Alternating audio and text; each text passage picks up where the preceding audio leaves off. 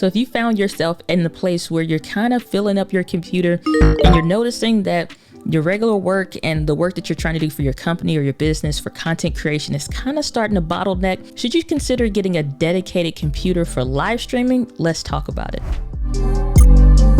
So reason number one, I think you should probably be looking at a different machine is if you're looking at a workflow overload, meaning that let's say in your normal everyday course of your work, you maybe use about, let's say a machine that has 16 gigabytes of RAM or that random access memory that is used to help the computer keep moving as it needs to, right? Well, then at that point, your workflow is starting to come to a bottleneck because what you were doing was already getting pretty close, and now you're definitely pushing it when you have everything open and running at the same time. I know some people may say an easy solution would be just be to close some stuff out, but I think we've all kind of hit that pain point where it kind of is not possible, or we need to keep that stuff open because we're sharing that on the live stream or the training that we're going to be doing. So if you find yourself running into a bottleneck with the workflow, probably time to get another machine. Reason number two is going to be crashes.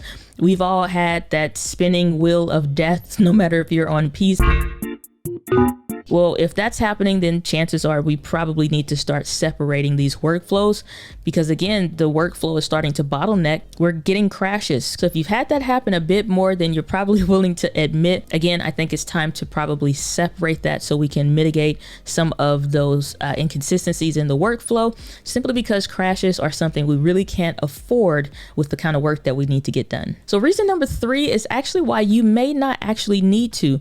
Sometimes we may have temporary moments where we're having overlays and maybe that doesn't quite warrant a dedicated machine. Maybe it just requires better management and file storage of what we're doing, or to just better clean off the computer when it comes to the downloads and what you have in the trash, and make sure we're completely optimizing our computer and just doing better maintenance when it comes to management of those file systems, condensing down stuff and things like that. So if you're only live streaming maybe about 2 to 3 hours per week at the most, then you're kind of in like the hobbyist, and sometimes you live stream, but sometimes you don't, or you could go 2 weeks in a row and you never have to live stream. Then you may be in that hobbyist kind of territory where it doesn't make sense for you to specifically get a dedicated machine. It may just make sense for you to go ahead and just optimize your workflow. But if you're doing upwards or 10 hours or more of live streaming or video content like this that is dedicated, I think we're kind of not looking into reducing that.